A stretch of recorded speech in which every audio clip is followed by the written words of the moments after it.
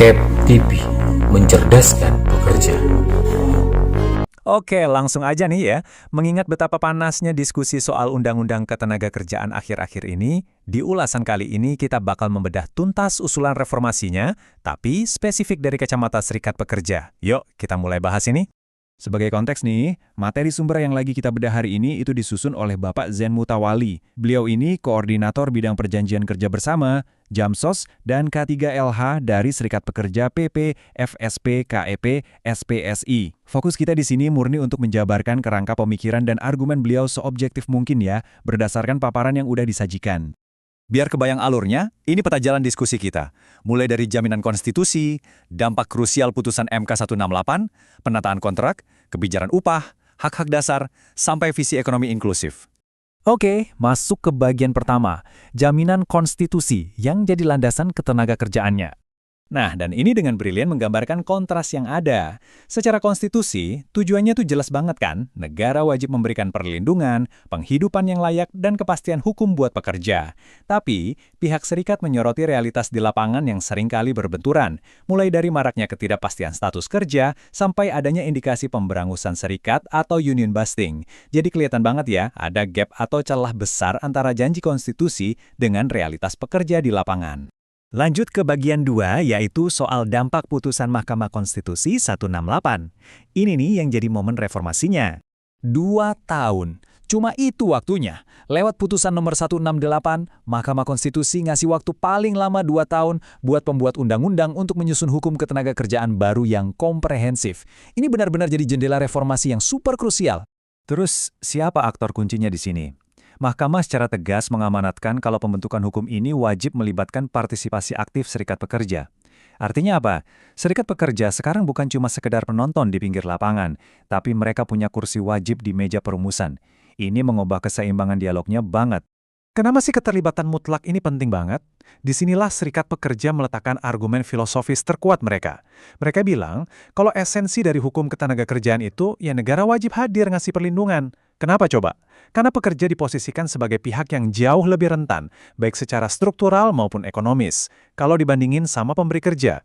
Jadi perlindungan negara itu sebuah keniscayaan ya, bukan cuma sekedar opsi tambahan. Sekarang kita masuk ke bagian 3, penataan hubungan kerja, khususnya soal kontrak nih.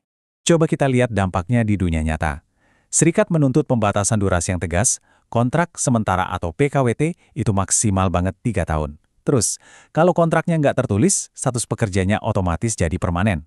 Dan yang nggak kalah penting, secara eksplisit di pasal 50, pengusaha dilarang keras menahan dokumen asli milik pekerja.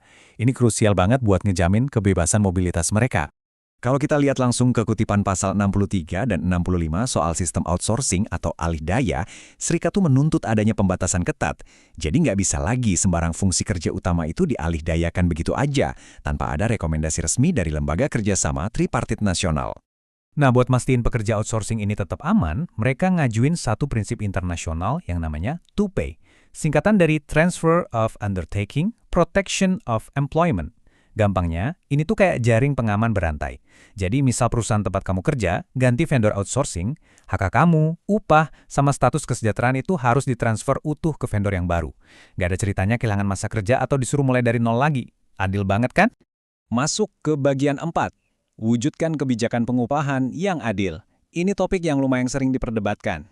Nah, yang paling menarik dari slide ini adalah gimana mereka merombak total formula upahnya. Serikat minta variabel kondisi ketenagakerjaan yang selama ini sering dijadiin semacam batas atas atau cap, dihapus aja seluruhnya. Sebagai gantinya, mereka minta formula itu murni berbasis inflasi, pertumbuhan ekonomi, produktivitas, dan pastinya kebutuhan hidup layak. Plafonnya dicopot, gampangnya gitu. Selain soal kalkulasi tahunan tadi, paparan ini juga ngebahas keamanan finansial pekerja pas lagi ada sengketa hukum. Tuntutannya tuh jelas banget. Aliran keuangan pekerja atau gajinya nggak boleh dihentikan sepihak gitu aja, sampai pengadilan benar-benar keluarin keputusan pemutusan hubungan kerja yang sah dan berkekuatan hukum tetap. Nggak boleh main putus di tengah jalan. Lanjut ke bagian 5, melindungi hak dasar pekerja demi menjamin kualitas hidup. Proteksi yang diminta serikat di sini tuh luas banget ya, merambah di luar gaji pokok. Kita bicara soal hak-hak esensial kayak cuti haid di hari pertama dan kedua, hak cuti melahirkan buat ibu, cuti mendampingi persalinan buat ayah, waktu khusus menyusui, sampai jaminan pelatihan kerja. Bahkan, mereka nuntut hak pekerja harus tetap diprioritaskan, misal amit-amit, perusahaannya dinyatakan pilot. Terakhir, bagian 6, menuju pertumbuhan ekonomi yang inklusif. Ini visi besarnya. Dokumen sumber ini secara lugas ngebandingin dua pendekatan ekstrim. Menurut serikat, fleksibilitas tanpa kontrol itu bahaya, karena bakal melahirkan pekerja rentan dan ujung-ujungnya jadi beban sosial jangka panjang buat negara. Terus solusinya apa? Ya, kebijakan seimbang, di mana kita bisa mastiin tersedianya pekerjaan yang layak, aman, dan punya perlindungan dari negara. Gak cuma sekedar asal nyiptain banyak lapangan kerja tanpa filter. Jadi, poin krusial yang jadi kesimpulan utamanya adalah maju industrinya, sejahtera pekerjanya. Serikat percaya banget kalau kemajuan industri di Indonesia itu cuma bisa dibilang berhasil kalau berbanding lurus sama naiknya kesejahteraan kelas pekerjanya. Harus sejalan, nggak bisa timpang. Dan semua ini ninggalin satu pertanyaan besar buat kita pikirin bareng-bareng. Gimana caranya para pembuat kebijakan nanti bisa nyeimbangin dorongan pemerintah buat ciptain lapangan kerja masif dengan cetak biru serikat pekerja yang nuntut perlindungan hukum super ketat cuma dalam waktu 2 tahun ini? Mampukah dua visi besar ini disatukan jadi satu undang-undang yang benar-benar fungsional? Wah, prosesnya selama 2 tahun ke depan ini pastinya wajib banget kita pantau terus ya. Oke, segitu dulu ulasan materi kita kali ini. Semoga dapat insight baru ya. Dan sampai ketemu di bedah materi menarik berikutnya.